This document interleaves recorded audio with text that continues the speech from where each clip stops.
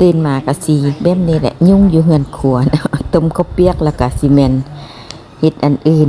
มื้อนี้ก็ต้มข้าวเปียกก็แต่ละมื้อเฮาก็เปลี่ยนผักไปเนาะเฮาสิใส่ผักหยังได้เฮาก็เปลี่ยนเอาไปต้มแล้วก็เอาออกมาแล้วก็เอาเข้าต้มใส่การที่ว่าเฮ็ดน้ำพ่อน้ำแม่นี่ได้บุญหลายเนาะเฮาเห็นมาคือแม่เฮาสิเนาะคือแม่เฒ่านี่เฮ็ดกับแม่เฒ่ามอนสิเนาะ เฮาเพิ่นบ่ได้บอกบ่ได้สอนมาแต่ว่าเฮาเห็นเพิ่นเฮ็ดนำแม่เพิ่นเนาะเฮาก็เลยว่าจื้อจำเอาตัวนั้นแล้วมันเป็นแบบไม่ยังเกาะเขาเจ้าว่าเบิ่งสร้างให้เบิ่งห้างเบิ่งหนังให้เบิ่งพ่อเบิ่งแม่เนาะพ่อแม่เฮ็ดน่ะได้ลูกก็สิเฮ็ดนำแบบที่ว่าเพิ่นเฮ็ดมาแล้วเฮาเห็นเพิ่นเฮาก็เฮ็ดนำเพิ่นเนาะคือแม่แก้วนี่ก็คือกันแหละ เฮ็ดนำแม่เฒ่ามอนแม่แก้วก็เฮ็ดนำเพิ่นเพราะว่าเฮาเฮ็ดมาแล้วเด้อันนี้มันเป็นกงกรรมกงเกียรติเนาะผู้ใดที่ว่าเฮ็ดดีนำพ่อนำแม่ลูกเฮาบัดนี้เว้าถึงลูกเฮามาเขาเจ้าก็เห็นเนาะเขาเจ้าก็สิเฮ็ดเฮาดีคือกันกับเฮาเฮ็ดนำแม่เฮานี่แหละเพราะว่า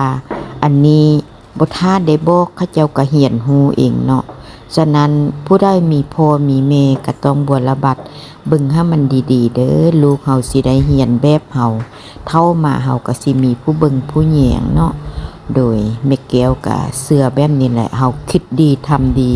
มีเมตตามีศีลธรรมพ่อแม่เฮาบ่เคยร้ายเคยด่าเฮาเกิดมาเฮาใหญ่มาเฮาก็บ่เคยมักปล่อยมักด่าเนาะคือแม่แก้วเอากับพ่อเทิงมานี่30ปลายเกือบ40ปีเพิ่นจังจากไปเนาะบ่เคยได้โทษเถาะบักหาอีหาจากเทื่อเนาะเพราะว่าบ่ได้ยินพ่อแม่ด่าลูกก็เลยว่าบ่เคยด่าและด่าลูกด่าเต้าแม่แก้วก็บ่เคยด่าเนาะอันนี้แหละเพิ่นว่าลูกเฮาก็เฮ็ดแบบที่ว่าเฮาสอนแต่สิ่งที่ดีๆให้เขาเจ้า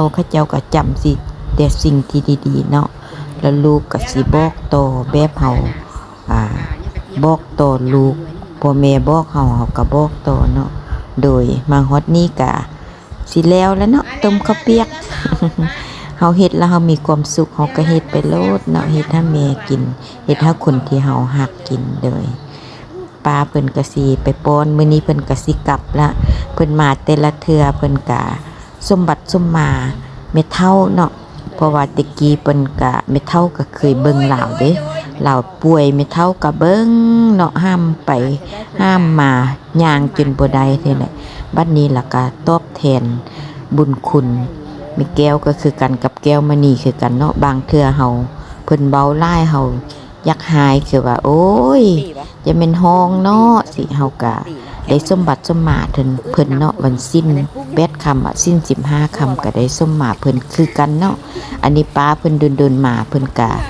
ส้มหมาเนาะหมาแต่ละเทื่อเฮ็ดแล้วเพิ่นก็ส้มหมาแล้วเพิ่นก็เมื่ออันนี้เป็นความสบายใจของเฮาเนาะเพราะว่าเฮาเฮ็ดแล้วเฮามีความสุขแล้วเฮาให้เพิ่นแล้วบุญนั้นก็สิกลับคืนมาหาเฮาคือเก่าแหละ พามาเบิ่งส่วนผักแก้วมณีเนาะแก้วมณีเราเฮ็ด